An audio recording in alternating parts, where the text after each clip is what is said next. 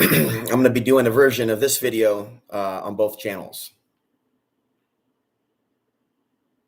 It's going to be a short video, and then I'm going to go to 2025 countdown and do a more extended. So this will just be a brief memo. After speaking with a Korean security guard and telling him that I would like a boxing martial arts partner, and he never really told me what I did that was wrong, other than the fact they're saying like, "Oh, we're watching you" or something. They were very specific about, you know, they when I kept asking, then the word solicitation comes up. You're soliciting. And so the same thing basically came up at Walmart. I'm wearing a t-shirt that says this. And then I talked to somebody else. He's not quite a friend, but I'd like to make him one. He's a white man with a beard. I think he likes Trump. That's fine. Like, you see me yelling and shit. Like, in the real world, I'm actually very nice to Trump people. I just want them to be cool with me. And they're not all that way. All right, right? A lot of people in this culture now, they won't talk to somebody if they don't know you. Okay? Now, I get really emotional about the news and shit. And, you know, I would not say that I have a drinking problem, but drinking isn't good. Okay? And what happens is, you know, I'm still affected by the energy the next day. Basically, what's happening is, like, I'm angry all the time at injustice, and the men and women of Earth that are okay with injustice. And so, on one hand, I want to promote the channel and wake people up, and I'm fighting resistance to that. And then a guy that I interviewed on my channel said to me in email that they are planning to commit homicide against me. And he said to me, without mincing his words, "You are to go now, and I have to walk away from you now because you're not listening." Being a little bitch. I don't know if he's watching now, but I understand you do need to go when you're dealing with a person that's high level. You can't fuck around. And in fact, I actually told that guy, "Don't talk to me. Don't bring danger to yourself. I like you, bro. I like you, Gypsy, but don't talk to me because, you know, I am at a level of advanced abilities, in my opinion. You don't have to agree with me. You don't have to agree with me. I'm not going to twist your arm in a jujitsu move. I'm not going to make you call me a prophet. But in my mind, I am. In my mind, I'm a superhero. In my mind, I am Eric Vallis, superhero. Came out of a fucking comic book. Came out of a Philip K. Dick science fiction novel about the time I was born, with the, you know, beam of pink light activating my consciousness, just like the book. Even ended up in a fucking mental hospital caring about you people so much. I was screaming and screaming about people not caring. And it's like, what would lead someone to drink? Like the other day, and I'm like, well, the issue comes up, you're yelling and you're drinking. Well, what's the issue? I'm asking you, my friend, associate, start asking questions about what's the issue, and then let's deal with it. When men aren't hugged, when men aren't loved, we break. And we break things. And we break this world. So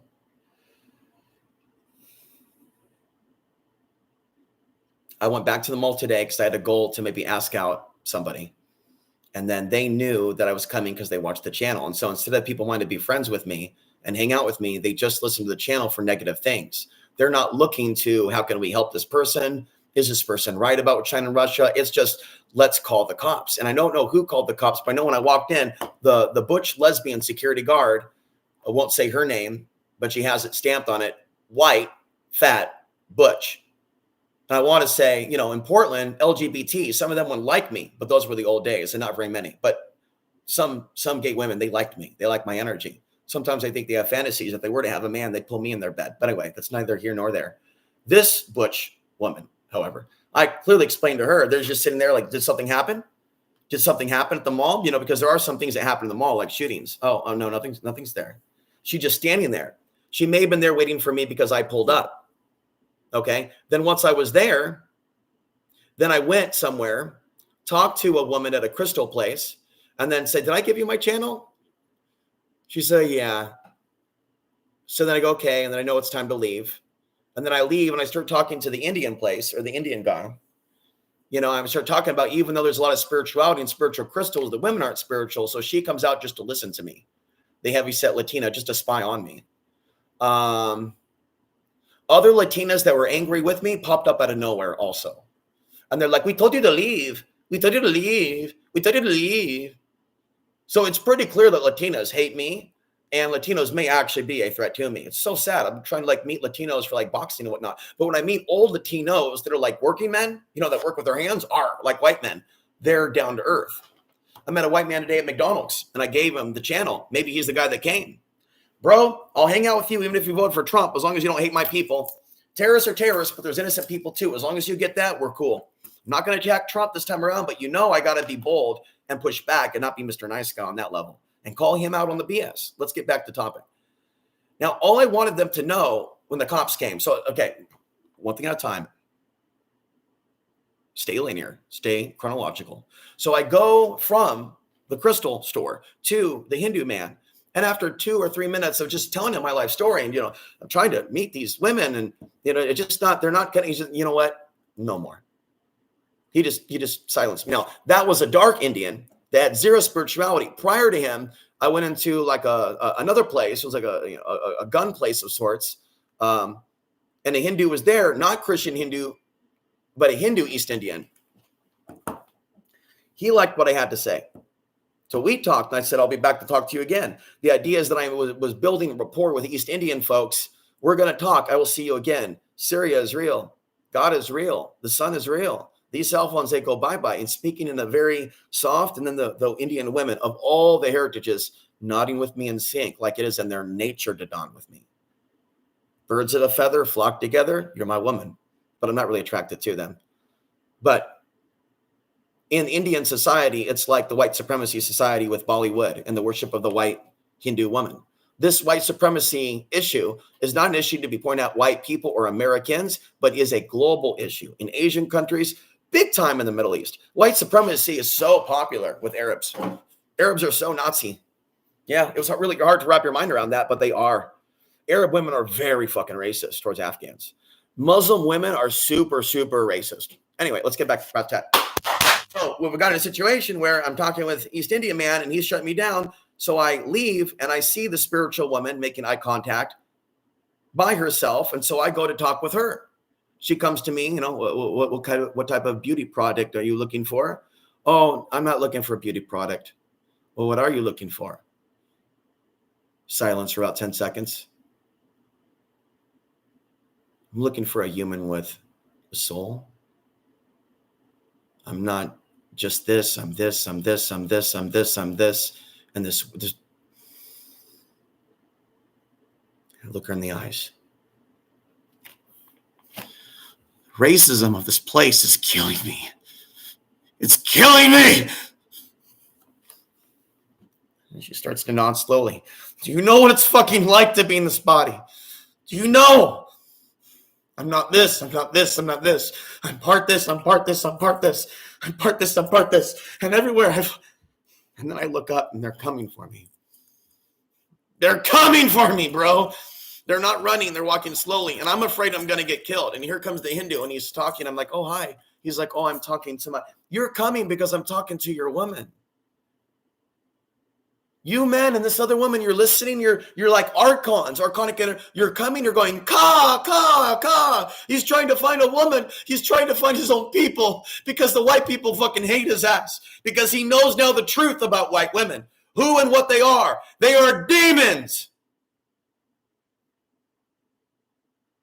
Okay? You challenge that attitude in me by countering me saying you're full of shit. We love you. We have compassion for you and we know you. A stranger who's been around for a few months who has schizophrenia does not count. Okay? We have a schizophrenic who's been around a few months who thinks I called her from a jail. I love you. I love you. I don't know you. Bye-bye. Hanging up now. Where are my old friends from Portland? Where's Bill? Where's her? Where's Dee Dee Farrell? Who worked with Aaron Russo? Where are my people? So they come up on me. And then the black guy was in charge and he was doing the mock smirk. They love that, bro. And I'm like, are you mocking me? And they do that. I'm not mocking you. Screw up their face and shit. You think these black people like hearing me talk about the worship of the big black cock? You think any single white man has said, thank you, bro? for talking about the worship of the big black cock. But if I was a white man, you'd share this broadcast with your friends. If I was a white man, you'd share this broadcast with your girlfriend. If I was a white man, you'd share this broadcast with your familia. If I was a white man, you would actually share this broadcast on Facebook. So they came around me and then they repeatedly asked me what I had on me. And I repeatedly said they can search me. So they're very slow and not together in their procedures. They're very sloppy and they're not very clear in explaining ordinances, what you did wrong. They don't answer questions. I did not have it filmed. That could be aggressive to film, and filming can really take you away from the experience. But I did not fight them. I was very submissive and holding up the pose. And what did I do wrong? I am sorry. Please accept my apology. I am sorry. Please accept my apology. Holding eye contact. And then they're doing the mock thing and they do the surround to intimidate. And I did a lot of verbal. I couldn't really get through to the Latino or the black cop, but the white cop, who was really thin and frail, he maintained a calm demeanor and showed no racism or anger. What the white man? It was the black man that was the, I feel the power. You know what I mean? And so they are a real threat to us. And no doubt in my mind, there's a human trafficking connection with the system. So I left. The conversation with them probably went on 15 minutes. But they do a good job at making you stay somewhere, detaining you, and then trying to take away your free speech, and then trying to make you submissive and answer questions. You know, can I search this? And then basically trying to control the situation to put you in a feminized state of mind. They don't understand masculinity. And I was basically aware psychically going into that mall that authority figures, a lot of guys that are in security are full on Satanists now. Like they're just using the system to get theirs. Gunner Standard, out of Portland, Oregon, now LA, now a construction foreman, would often brag about wanting to be a Portland police officer, to be a hitman and deal drugs. The only reason it didn't work out for him is because he caught a felony. So you need to understand there are people out there that plan to rape women in the ass and sell drugs and kill people that join the military and police. I'll tell the cops Blue Lives Matter, not they asked me to, but I believe that because I don't believe that all cops are bastards.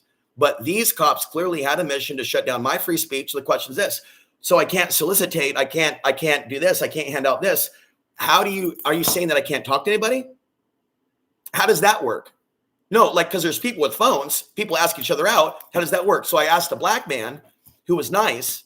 There was a nice Christian black man who came up to me nicely, unlike the Korean guy. And he nicely spoke to me. And we didn't leave on a handshake, but that dude was very nice.